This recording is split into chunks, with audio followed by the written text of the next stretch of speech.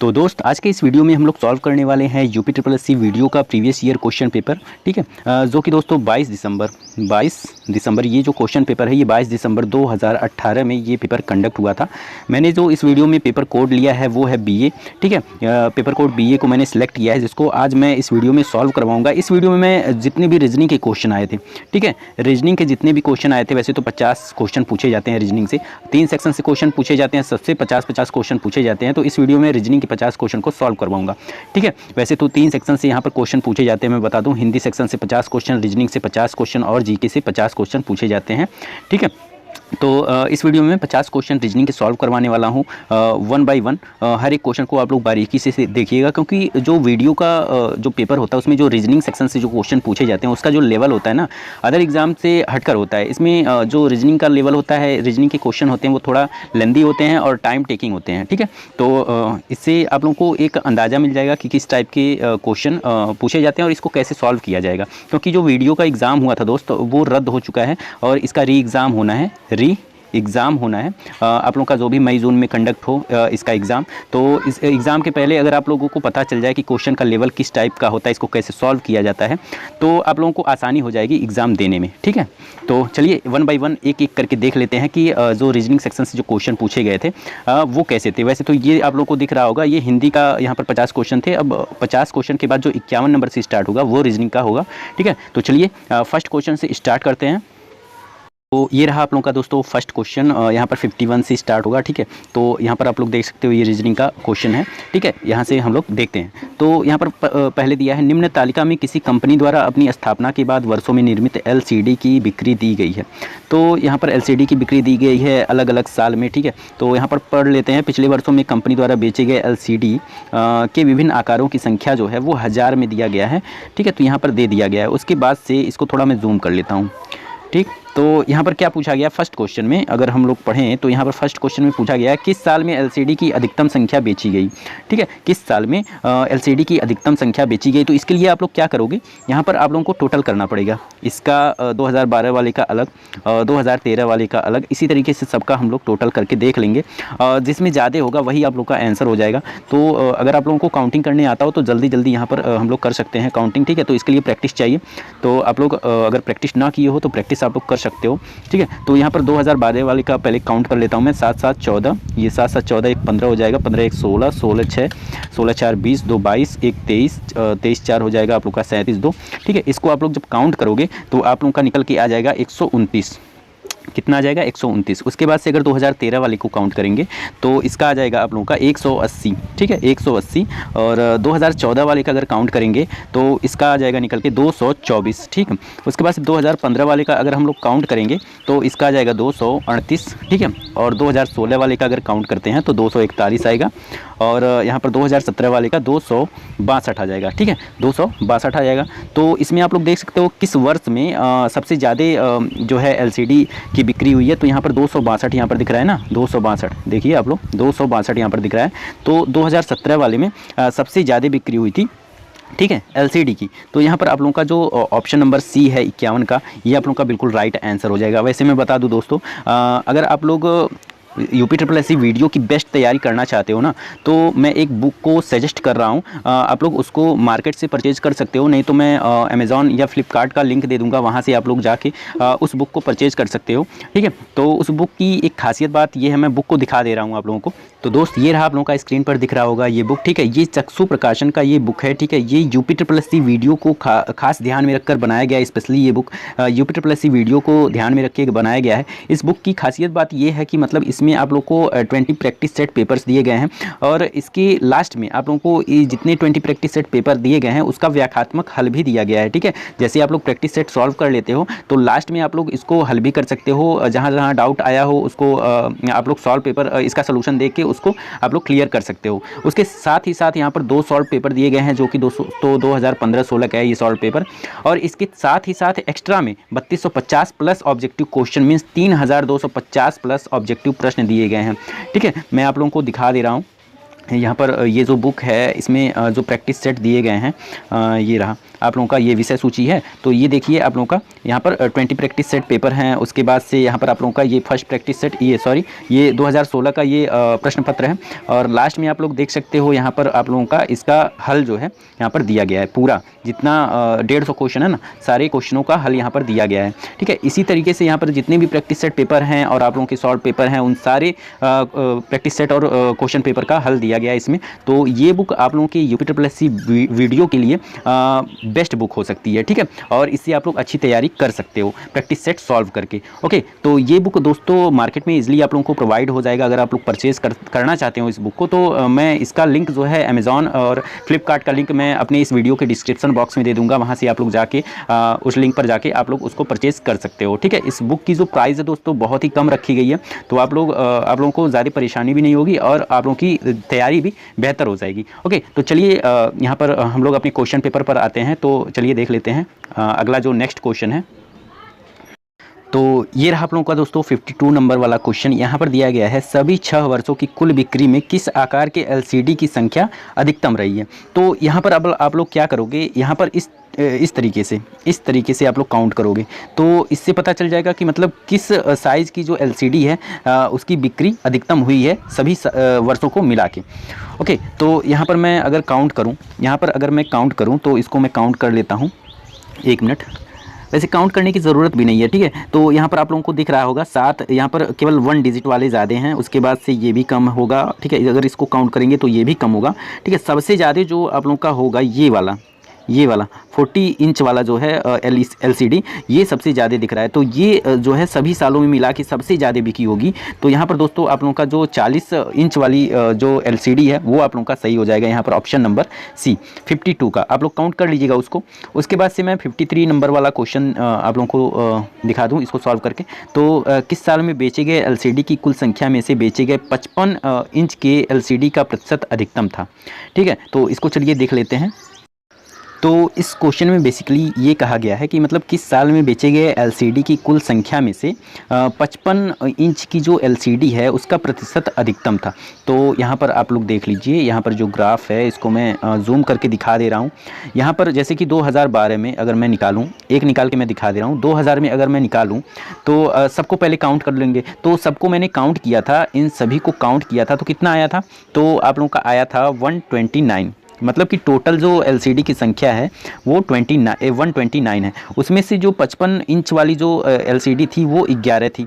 तो 11 129 का कितना % है ये पूछा गया है। तो 11 निकाल लेते हैं, 11 129 का कितना % है इसको हम लोग निकाल लेते हैं। तो ये जो निकल के आएगा ना सबसे ज़्यादा आप लोगों का 2012 में ही इसकी प्रतिशत निकल के आएगी। ठीक है, तो यहाँ पर 2012 वाला ही आप लोगों का बिल्कुल राइट आंसर हो जाएगा।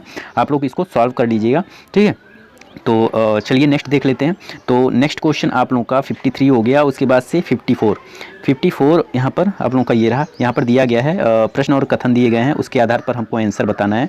तो नीचे दिए गए प्रश्न के अनुसार में दिए गए दोनों कथनों को पढ़ें, तय करें कि प्रश्न का उत्तर देने के लिए कौन सा कथन पर्याप्त है। तो यहाँ पर हम लोग प्रश्न पढ़ लेते हैं। तो प्रश्न है विजय का जन्म किस वर्ष हुआ था। विजय का जन्म किस वर्ष हुआ था। तो कथन दिया गया है विजय इस समय अपनी माता से 24 साल छोटा है।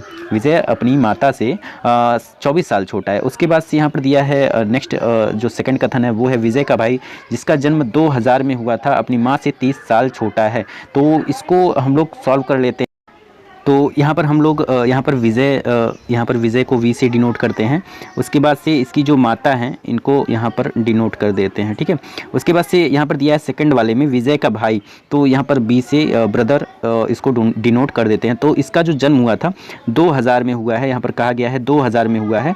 उसके बाद से बोला है कि ये जो इसका भाई है वो अपनी इसकी माता से कितना साल छोटा है, 30 साल। मतलब कि जो इसकी माता होंगी 2000 में कितने साल की होंगी, यहाँ पर 30 साल, यहाँ पर 31 साल, यहाँ पर 31 साल लिख देते हैं। ठीक है, 31 साल।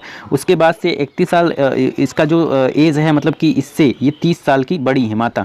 उसके बाद से यहाँ पर बोला है कि मतलब विजय इस समय अपनी माता से 24 साल छोटा है। मतलब कि 31 से अगर हम लोग 1 मिनट अगर हम लोग 31 से 24 को माइनस करेंगे तो कितना आ जाएगा, 11 से 4 जाएगा तो 7 हो जाएगा। उसके बाद से 7, ठीक है, तो 24 साल छोटा है, मतलब कि जो विजय का जन्म हुआ होगा वो 2007 में हुआ होगा, ठीक है। 2007 में इसका जन्म हुआ होगा, 2000 में विजय के भाई का जन्म हुआ होगा। उसके बाद से यहाँ पर आप लोगों का माता का जो आप लोगों का एज है वो 31 है। तो आप लोगों को इन दोनों कथनों का ज़रूरत पड़ेगा विजय का जन्म निकालने के लिए, विजय का जन्म वर्ष निकालने के लिए, इसका बर्थडे कब है इसको फाइंड करने के लिए आप लोगों को दोनों कथनों की ज़रूरत पड़ेगी। तो यहाँ पर आप लोगों का ऑप्शन में क्या दिया गया है, तो अकेला कथन एक पर्याप्त है जबकि अकेला दो पर्याप्त नहीं है। बी है, अकेला कथन दो पर्याप्त है जबकि अकेला एक पर्याप्त नहीं है। ओके, उसके बाद से यहाँ पर दिया है थर्ड, ना तो कथन एक और ना ही दो पर्याप्त है। तो यहाँ पर डी वाला जो ऑप्शन है दोनों कथन एक और दो पर्याप्त है, तो ये बिल्कुल राइट आंसर हो जाएगा इस क्वेश्चन का, ठीक है, 54 का डी। उसके बाद से हम लोग नेक्स्ट क्वेश्चन की तरफ बढ़ते हैं। तो नेक्स्ट क्वेश्चन आप लोगों का ये रहा, यहाँ दिया गया है, नीचे दिए गए प्रश्न के अनुसार में दिए गए दोनों कथनों को पढ़ें, तय करें कि प्रश्न का उत्तर देने के लिए कौन सा कथन पर्याप्त है। तो यहाँ पर प्रश्न दिया गया है 18 पेनों की कुल लागत क्या होगी यदि इनमें से प्रत्येक की कीमत समान है। मतलब कि 18, एक मिनट, यहाँ पर दिया क्या गया है 18 पेनों की कुल लागत क्या होगी यदि इनमें से प्रत्येक की कीमत समान है। मतलब कि 18 पेन ऐसे होंगे, 18 पेन ऐसे होंगे और सभी के जो रेट होंगे वो समान होंगे और सबका टोटल मिला के हमको फाइंड करना है कि मतलब कितना होगा इसका रेट। तो कथन को पहले पढ़ लेते हैं। तो कथन फर्स्ट है, तो यहाँ दिया है प्रत्येक पेन की लागत का 1/4 रुपये 50 है। मतलब कि अगर 1/4 की बात करूँ तो ये 50 है, ठीक है। तो एक पेन की कीमत कितनी हो जाएगी, जब 4 इधर आएगा तो 50 गुणे 4 हो जाएगा। तो आप लोगों का हो जाएगा 50 गुणे 4 मतलब कि 200। मतलब कि एक पेन की कीमत जो निकल के आई वो 200 निकल के आई, ठीक है। तो आप लोग इससे भी फाइंड कर सकते हो। उसके बाद से सेकंड वाला पढ़ लेते हैं। तो सेकंड है तीनों पेनों की कुल लागत, 3 पेनों की कुल लागत मतलब कि 3 पेन की कुल लागत 2 पेन की कुल लागत से 200 अधिक है। तो एक मिनट, मतलब कि 3 पेन की कुल लागत 2 पेन की कुल लागत से कितना ज़्यादा है, मतलब कि इसके बीच जो डिफरेंस है वो कितने की है, 200 की, मतलब कि 200 ज़्यादा है। तो यहाँ पर आप लोग इसको निकालने के लिए आप लोग क्या करोगे, 200 से ये 3x कितना ज़्यादा है, 1x ज़्यादा है। तो x की वैल्यू आप लोगों की निकल के कितनी आ गई, 200 निकल के आ गई, ठीक है। 3x - 2x = x होगा, x = 200 आ गया। मतलब कि यहाँ पर आप लोग दोनों से निकाल सकते हो सारे पेनों की कीमत, ठीक है। तो यहाँ पर या तो कथन एक या तो कथन दो, ठीक है, दोनों पर्याप्त हैं। तो यहाँ पर आप लोगों का ऑप्शन नंबर सी बिल्कुल राइट आंसर हो जाएगा इस क्वेश्चन का, ठीक। उसके बाद से हम लोग नेक्स्ट क्वेश्चन की तरफ बढ़ते हैं। तो नेक्स्ट क्वेश्चन आप लोगों का ये रहा, यहाँ दिया गया है, नीचे दिए गए प्रश्न के अनुसार में दिए गए दोनों कथनों को पढ़ें, तय करें कि प्रश्न का उत्तर देने के लिए कौन सा कथन पर्याप्त है। तो प्रश्न पढ़ लेते हैं। तो प्रश्न यहाँ पर है कोड भाषा गुड को कैसे कोडित किया जाता है। तो गुड को कैसे कोडित करेंगे, तो यहाँ पर फर्स्ट कथन दिया गया है HELIVEBC के से तात्पर्य है कि वह एक अच्छा गायक है, और BNOFNE से तात्पर्य है वह अच्छे गीत गाएगी। तो यहाँ पर गुड कौन सा है, तो यहाँ पर गुड आप लोगों का ये यहाँ पर दिख रहा है ना गुड, तो यहाँ पर भी गुड दिख रहा है। तो मीन्स आप लोगों का सी विल सिंग गुड सॉन्ग, और यहाँ पर हाँ, तो इसमें कौन सा कॉमन है, कौन सा कॉमन है, तो आप लोग HELIBEBC में कौन कॉमन है, आप लोगों का BE कॉमन है ना, तो BE कॉमन है। तो इसमें भी देखिए दोनों में गुड ही केवल कॉमन है, तो BE मतलब कि फर्स्ट कथन से आप लोग कोडित इसको कर सकते हो। अब देख लेते हैं सेकंड से। तो सेकंड में क्या है, सेकंड में यहाँ पर गुड है, उसके बाद से आप लोगों का यहाँ पर गुड है। तो अब इसमें भी देख लेते हैं कौन सा कॉमन है। तो आप लोगों का HELIBEBC, तो आप लोगों का दिख रहा क्या है BE, तो इससे भी कोडित कर सकते हो। तो यहाँ पर आप लोगों का या तो कथन एक या दो पर्याप्त है। मतलब कि यहाँ भी आप लोगों का जो राइट आंसर हो जाएगा वो हो जाएगा ऑप्शन नंबर सी, ठीक है। ऑप्शन नंबर सी यहाँ पर आप लोगों का राइट आंसर हो जाएगा, ओके।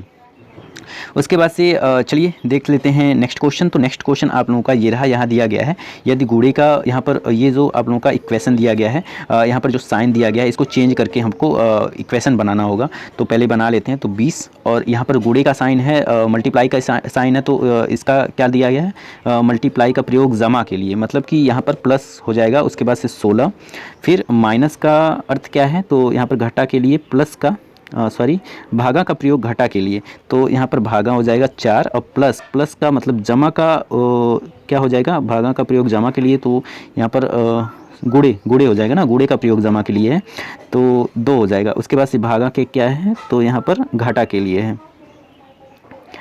तो एक मिनट, प्लस का हाँ माइनस हो जाएगा, तो यहाँ पर -8 हो जाएगा ना। तो यहाँ पर 4 चौक को कितना हो जाएगा 16 और 4 दूना कितना हो जाएगा 8, तो 8 - 8 और यहाँ पर प्लस 20 हो जाएगा। तो यहाँ पर 20 8 28 -8 करेंगे तो 20 आ जाएगा। ठीक है, तो यहाँ पर आप लोगों का जो राइट आंसर होगा वो हो जाएगा ऑप्शन नंबर बी 20। ओके, उसके बाद से नेक्स्ट क्वेश्चन की तरफ बढ़ते हैं। तो नेक्स्ट क्वेश्चन आप लोगों का ये रहा, यहाँ दिया गया है एक समूह में उतनी ही मुर्गियाँ हैं जितनी भेड़ हैं, पुरुष बकरियों से 2 गुना है और बकरियां भेड़ों से 2 गुना है। यदि पैरों की कुल गणना 44 है तो समूहों में कितने 4 पैर वाले जानवर हैं। तो यहाँ पर देख लेते हैं। तो यहाँ पर दिया है एक समूह में उतनी ही मुर्गियां हैं, मतलब कि यहाँ पर एच से इसको डिनोट करते हैं। उसके बाद से जितनी भेड़ है मतलब कि बी से इसको डिनोट करते हैं। उसके बाद से भेड़ बी एच से डिनोट करते हैं इसको। उसके बाद से दिया है पुरुष बकरियों से दुगना है, यहाँ पर मतलब कि मेल लिख लेते हैं ना, मेल मीन्स पुरुष। उसके बाद से बी मीन्स बकरी और बकरियां भेड़ों से दुगना है, मतलब कि जो बकरी है वो भेड़ से दुगना है, मतलब कि यहाँ पर बकरी x हो जाएगी, सॉरी 2x हो जाएगा और भेड़ x हो जाएगा। यहाँ पर कहा गया है ना लास्ट में बकरियां भेड़ों से दुगना है, मतलब कि बकरी जो है वो भेड़ से दूना है, तो x ये है तो 2x ये हो जाएगा। उसके बाद से यहाँ पर आप लोग देख पा रहे होगे तो पुरुष बकरियों से दुगना है, तो पुरुष क्या हो जाएगा बकरियों से दुगना है, तो यहाँ पर 2x का दूना कितना हो जाएगा 4x हो जाएगा। उसके बाद यहाँ पर दिया गया है जितनी भेड़ हैं एक समूह में उतनी ही मुर्गियां हैं जितनी भेड़ हैं, तो कितना भेड़ हैं तो x है, तो x आप लोगों की मुर्गियां भी हो जाएंगी, तो ये चीज़ निकल के आ गया। उसके बाद से दिया गया है यदि पैरों की कुल गणना 44 है, मतलब कि टोटल जो पैर हैं वो 44 हैं, तो कितने 4 पैर वाले जानवर हैं। तो यहाँ पर हैन के अगर आप लोग देखे होंगे मुर्गियों के कितने पैर होते हैं 2 पैर होते हैं, तो यहाँ पर एक ही मतलब 1x ये है 1x ये है और 4x 2x, मतलब कि एक है मतलब एक मुर्गी है, तो टोटल कितने पैर हो जाएंगे 2। और यहाँ भेड़ के 4 पैर होते हैं, तो भेड़ कितनी है 1, तो इसके कितने हो जाएंगे 4। और मेल के मतलब कि पुरुष के 2 पैर होते हैं तो 2 चौक को 8 हो जाएंगे। और यहाँ पर आप लोगों के ये बकरी के 4 पैर होते हैं, तो 4 दूना आप लोगों के 8 हो जाएंगे, 8 पैर। ठीक, अब इसको काउंट कर लेते हैं 2x 4x 8x और 8x, तो यहाँ से x की वैल्यू निकल जाएगी, तो 4 2 6 8 8 16 16 4 20 2 22, तो x की वैल्यू आप लोगों को निकल के आ जाएगी 22। ठीक, 22 निकल के आ गई। अब टोटल पैरों की संख्या कितनी दी गई है 44, ठीक है 44 दी गई है, तो 44 को जब 22 से हम लोग डिवाइड करेंगे तो कितना आ जाएगा 2, कितना आ जाएगा 2। तो यहाँ पर x की वैल्यू यहाँ पर 22x था ना, इसकी टोटल वैल्यू 44 थी, तो यहाँ पर x की वैल्यू आप लोगों की 44/22 होगा ना, तो यहाँ पर x की वैल्यू 2 निकल के आ जाएगी। तो यहाँ पर दिया गया है तो समूह में कितने 4 पैर वाले जानवर हैं, तो 4 पैर वाले जानवर एक तो ये भेड़ होता है 4 पैर वाला, और ये बकरी और भेड़, तो 1x ये और 2x ये, तो यहाँ पर x की वैल्यू 2 निकल के आई थी ना, तो यहाँ पर भेड़ हो जाएगा बकरी हो जाएगी 2 दूना 4 और भेड़ 1 है तो 1 गुणे 2 हो जाएगा 2, 4 2 6, मतलब कि यहाँ पर आप लोगों के टोटल 6 ऐसे जानवर हैं जिसके 4 पैर हैं। ठीक है, तो यहाँ पर ऑप्शन नंबर सी जो है आप लोगों का बिल्कुल राइट आंसर हो जाएगा। नेक्स्ट देख लेते हैं। तो नेक्स्ट क्वेश्चन आप लोगों का ये है, नीचे दिए गए कथन के अनुसरण में दिए गए दोनों निष्कर्षों को पढ़े और निर्णय ले कि कथन से कौन सी धारणाएँ कथन से अंतर्निहित हैं। तो कथन क्या है, केवल मरी हुई मछलियाँ प्रवाह के साथ जाती हैं। तो यहाँ पर धारणा दिया गया है क्या, मछलियाँ प्रवाह के साथ तैर नहीं सकती हैं। क्यों नहीं तैर सकती भाई, ये कौन सा नियम है, तो मछलियाँ जाहिर सी बात है प्रवाह के साथ तैर सकती हैं, तो ये तो गलत हो जाएगा। सेकंड है, सोचने और निर्णय लेने की प्रत्येक व्यक्ति में योग्यता होनी चाहिए, तो सेकंड वाला बिल्कुल सही है। तो यहाँ पर आप लोगों का जो आप लोगों का ऑप्शन नंबर बी है, केवल धारणा 2 अंतर्निहित है। ओके, तो यहाँ पर ऑप्शन नंबर बी आप लोगों का बिल्कुल राइट आंसर हो जाएगा। उसके बाद से नेक्स्ट क्वेश्चन देख लिया गया है, नीचे दिए गए कथन के अनुसरण में दिए गए दोनों निष्कर्षों को पढ़ें और निर्णय लें कि कथन में से कौन सी धारणाएं कथन से अंतर्निहित है। तो कथन क्या है, कथन है क्या होगा से बेहतर है ओ। ठीक, तो यहाँ धारणा क्या दिया गया है, तो धारणा है समस्याओं को देखकर छोड़ने से पहले आपको प्रयास करना चाहिए, बिल्कुल सही है। उसके बाद से यदि आप असफल होते हैं तो भी आप सीखेंगे समस्या से कैसे निपटा नहीं जा सकता है। ठीक है, निपटा नहीं जा सकता है, तो यहाँ पर दोनों ही ठीक है। समस्याओं को देखकर छोड़ने से पहले आपको प्रयास करना चाहिए, यदि आप असफल होते हैं तो अभी सीखेंगे कि समस्या से कैसे निपटा, यहाँ पर नहीं होना चाहिए, मतलब जा सकता है ये होगा। ठीक है, तो आप लोगों का जो राइट आंसर होगा यहाँ पर ऑप्शन नंबर डी, दोनों धारणाएं 1 और 2 अंतर्निहित होंगी। ठीक है, नेक्स्ट देखते हैं। तो नेक्स्ट क्वेश्चन आप लोगों का यहाँ पर दिया गया है, 61 किसी रिवर्स वर्णमाला श्रृंखला में बाईं ओर से 12वें अक्षर के दाईं ओर कौन सा अक्षर 8वां होगा। तो ये क्वेश्चन में पूछा गया है। तो चलिए इसको हम लोग काउंट कर लेते हैं। तो यहाँ पर मैं लेटर को लिख लेता हूँ A B C D E F G H I J K L M N O P Q R S T U V W X Y Z। ठीक है, तो यहाँ पर दिया है किसी रिवर्स वर्णमाला श्रृंखला में बाईं ओर से 12वें अक्षर के दाईं ओर कौन सा अक्षर 8वां होगा। ओके, तो किसी रिवर्स वर्णमाला मतलब कि पहले Z से स्टार्ट करेंगे हम लोग में बाईं ओर से, मतलब कि इधर से स्टार्ट करेंगे। ठीक है, Z से स्टार्ट करेंगे 12वें अक्षर के, मतलब कि पहले 12वां अक्षर देख लेते हैं। तो 1 2 3 4 5 6 7 8 9 10 11 12, मतलब कि O जो है ये 12वां अक्षर आया। उसके बाद से क्या दिया गया है, 12वें अक्षर के दाईं ओर कौन सा अक्षर 8वां होगा। तो मतलब इधर ही काउंट करेंगे 1 2 3 4 5 6 7 8।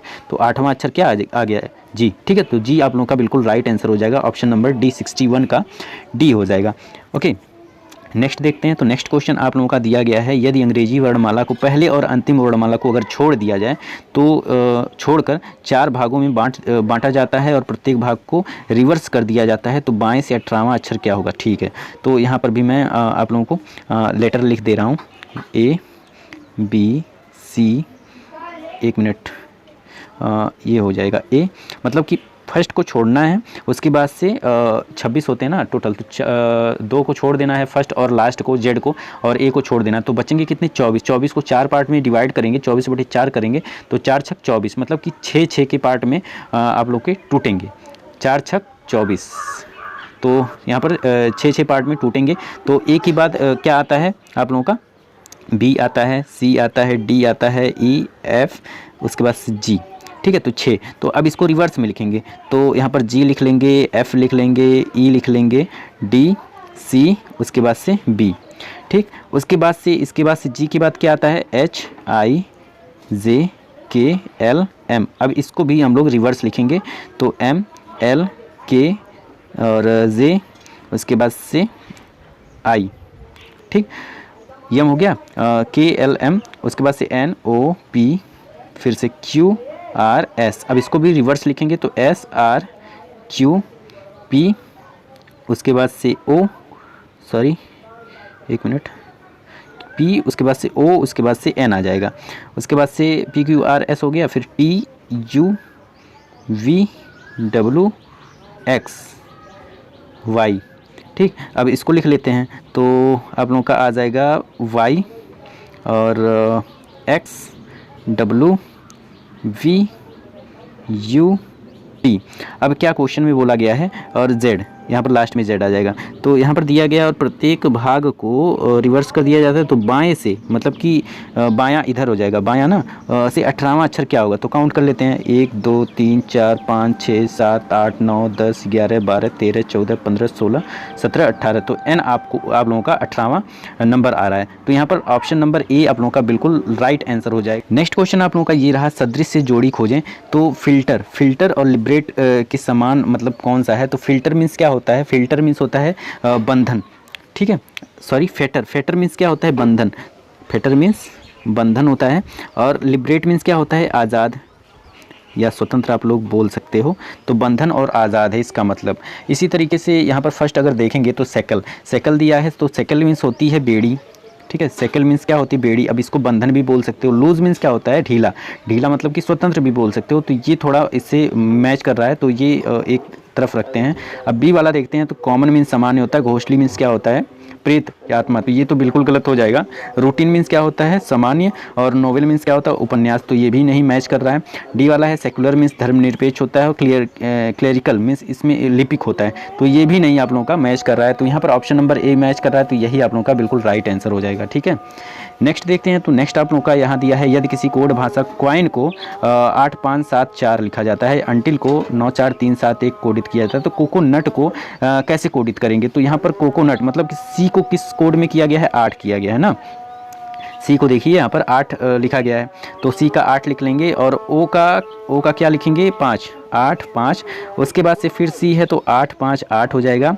उसके बाद से फिर से 5 हो जाएगा क्योंकि ओ है। फिर एन को किस रूप में कोडित किया गया है, तो 4 के रूप में कोडित किया गया है, तो 4 लिख लेंगे। उसके बाद से यू को यहाँ पर देखिए 9 के रूप में कोडित किया गया, तो 9 लिख लेंगे। और टी को किस रूप में कोडित किया गया है, तो यहाँ पर लिखा गया है 3 के रूप में कोडित किया गया। तो यहाँ पर 858 549 7, तो 858 54 और टी को 3 है ना, ये 3 है। तो यहाँ पर ऑप्शन नंबर बी आप लोगों का दिख रहा है। 1 मिनट, 858 है ना, 858 और 54 और 93, यही आप लोगों का बिल्कुल राइट आंसर हो जाएगा 64 का बी। ठीक है, नेक्स्ट देख लेते हैं। तो नेक्स्ट आप लोगों का ये रहा, यहाँ पर दिया गया है एक दौड़ प्रतियोगिता में रेखा 10 सेकंड मार्जिन से माला से पहले आई। तो माला से पहले मतलब कि रेखा जो है 10 मिनट पहले आई, किससे, माला से। यहाँ पर लिख लेते हैं 10 सेकंड। उसके बाद से इनिका आरुषि से 12 सेकंड, मतलब कि इनिका जो है वो आरुषि से 12 सेकंड पहले आई। और वंस्था गौरी से 18 सेकंड पहले आई।